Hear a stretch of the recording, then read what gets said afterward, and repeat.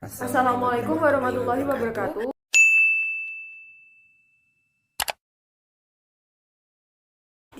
Nah, di sini saya akan mempresentasikan tentang latar belakang masalah yang melatar belakangi pemanfaatan limbah nasi basi sebagai pupuk organik cair untuk alternatif EM4 pada tanaman hidroponik. Seperti yang kita ketahui bahwa nasi basi merupakan nasi yang tidak layak untuk dikonsumsi karena memiliki bau, rasa yang tidak sedap, bahkan berlendir dan juga ditumbuhi dengan jamur. Nah, nasi basi ini biasanya diperoleh dari sisa makanan keluarga ataupun di tempat-tempat makan atau warung. Nah, nasi basi ini jika dibuang sembarangan akan mengakibatkan pencemaran dan bau yang tidak sedap sehingga dapat mengganggu kesehatan dan kebersihan lingkungan. Nah, oleh karena itu, kami dari kelompok 4 mempunyai ide inovasi dari nasi basi untuk diolah menjadi mol atau mikroorganisme lokal sebagai pupuk organik cair yang digunakan untuk tanaman hidroponik. Nah, selanjutnya untuk upaya yang dapat dilakukan untuk mencukupi kebutuhan nutrisi tanaman adalah menggantikan bahan-bahan kimia yang akan merusak lingkungan dengan menggunakan mikroorganisme lokal atau MOL. Di sini mikroorganisme lokal ini merupakan pembuatan pupuk organik baik cair maupun padat dengan menggunakan mikroorganisme sebagai starternya. Nah, adapun bahan utama dari pembuatan MOL terdiri dari karbohidrat, glukosa, dan sumber mikroorganisme. Sedangkan bahan dasar untuk fermentasi larutan MOL dapat diperoleh dari hasil perkebunan, pertanian maupun limbah organik rumah tangga. Nah, karbohidrat di sini sebagai sumber nutrisi untuk mikroorganisme yang diperoleh dari limbah-limbah organik seperti gandum, singkong, air cucian beras, dan lain-lain. Nah, sedangkan untuk glukosa berasal dari air kelapa, cairan gula merah maupun gula pasir, serta sumber mikroorganisme berasal dari kulit buah yang busuk, terasi, keong, ataupun dari nasi basi. Nah, salah satu mol yang sering dibuat adalah mol dari nasi basi. Nah, untuk saat ini keberadaan teknik dalam bidang tanam menanam yang populer salah satunya yaitu teknik hidroponik.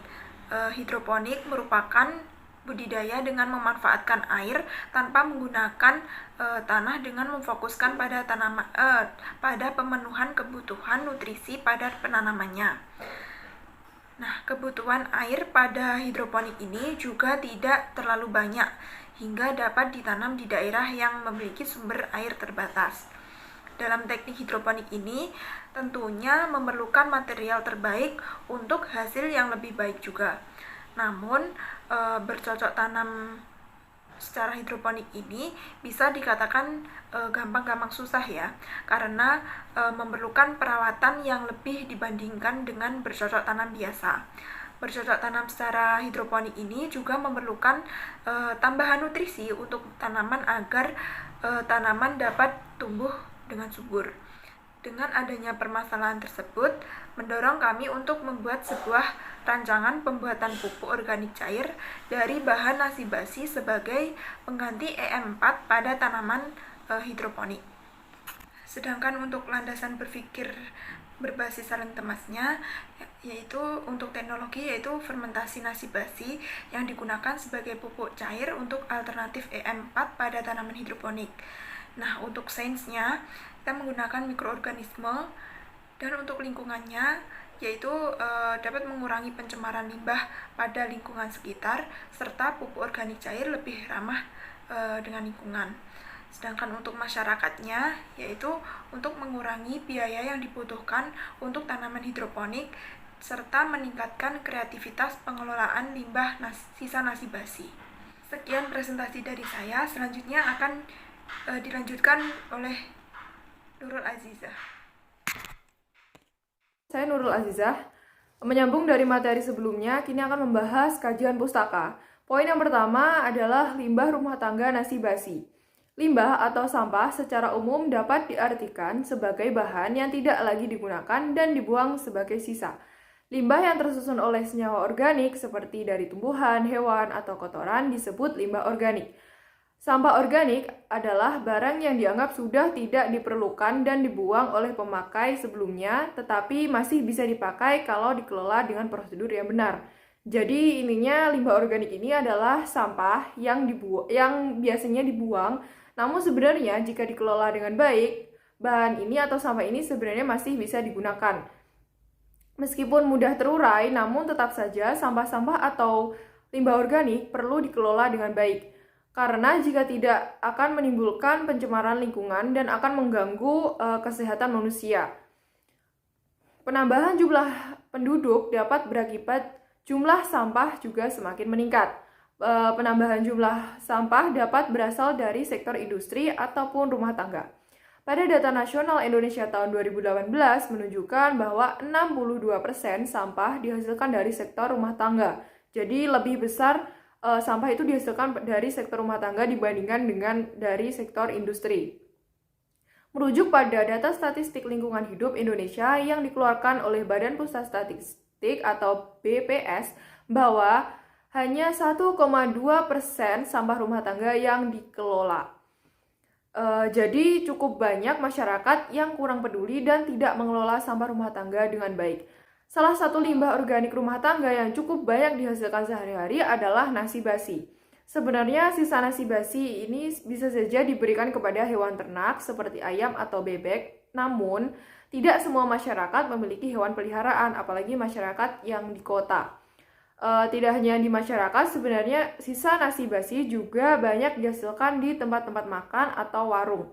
Nasi basi jika dibuang sembarangan akan menimbulkan pencemaran dan bau yang tidak sedap sehingga dapat mengganggu kesehatan dan kebersihan lingkungan. Oleh sebab itu, perlu adanya inovasi untuk masalah tersebut. Nasi basi sebenarnya dapat dikelola dan dimanfaatkan menjadi hal yang berguna daripada dibuang begitu saja. Nasi basi dari limbah rumah tangga dan warung-warung dapat dikelola menjadi mol atau mikroorganisme lokal seperti pupuk organik cair untuk tanaman sebagai pengganti pupuk kimia dan memenuhi kebutuhan nutrisi tanaman.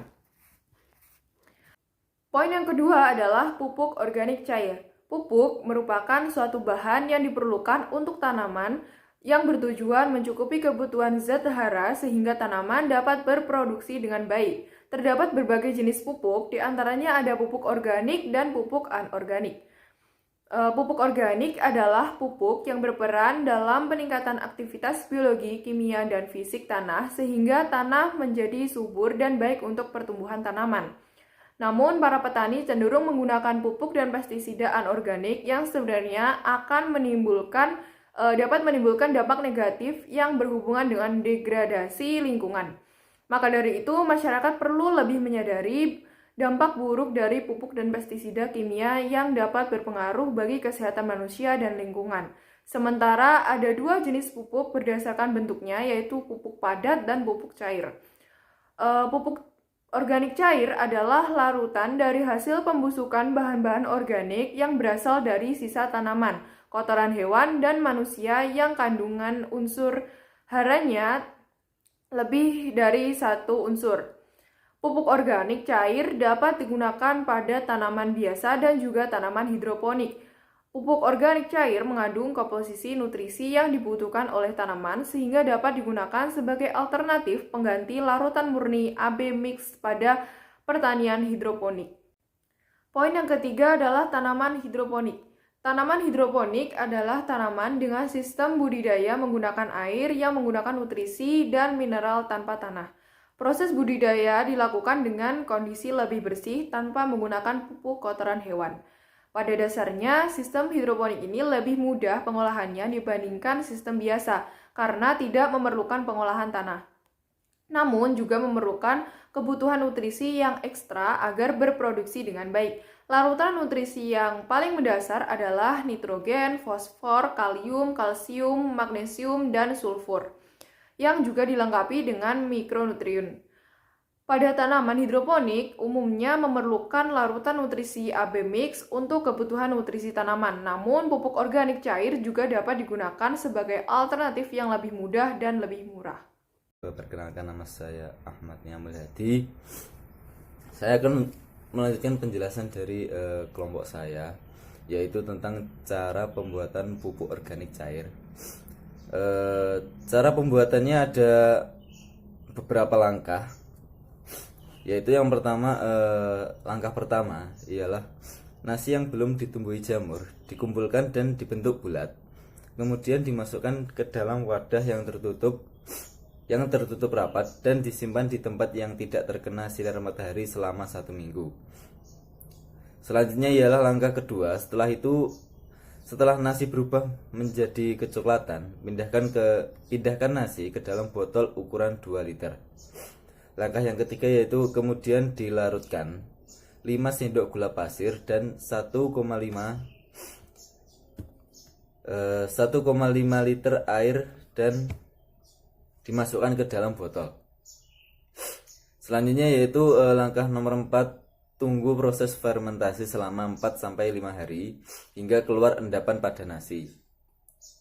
Langkah yang kelima, kemudian buka tutup botol untuk membuang gas fermentasi. Setelah itu aduk hasil fermentasi tersebut dan disimpan kembali di ruang yang tidak terkena sinar matahari sampai beraroma tape. Nah, langkah yang keenam ialah saringlah hasil fermentasi tersebut untuk mendapatkan airnya sebagai pupuk organik cair. Itu tadi langkah-langkah pembuatan dalam mendapatkan langkah-langkah pembuatan pupuk cair. Sekarang kita akan membahas ciri-ciri keberhasilan pembuatan pupuk cair. Jadi pupuk cair dikatakan berhasil jika berwarna putih keruh, airnya berwarna putih keruh dan memiliki bau seperti tapa yang merupakan indikator terjadinya fermentasi, dan juga memiliki pH 3 yang berarti asam akibat adanya dekomposisi bahan organik. Selanjutnya yaitu tentang anggaran dana, karena pembuatan pupuk cair ini menggunakan bahan-bahan yang mudah didapatkan, jadi tidak mengeluarkan dana sedikit pun. Bisa dikatakan bahwa kami tidak akan mengeluarkan anggaran dana karena bahan-bahannya mudah didapatkan. Selanjutnya yaitu timeline penelitian. Rencana kami yaitu akan berada pada 2 bulan, yaitu bulan April dan bulan Mei. Yaitu pada April, minggu pertama yaitu pengajuan rancangan penelitian, minggu kedua yaitu pembuatan bahan penelitian, minggu ketiga pengambilan nasi basi, dan minggu ketiga dan keempat itu pembuatan POC. Dilanjutkan Mei minggu pertama dan kedua itu pengujian laboratorium, dan Mei minggu ketiga dan keempat ialah penyusunan laporan. Mungkin itu saja penjelasan dari saya, kurang lebihnya mohon maaf. Ada salah dan kurangnya mohon maaf. Wassalamualaikum warahmatullahi wabarakatuh.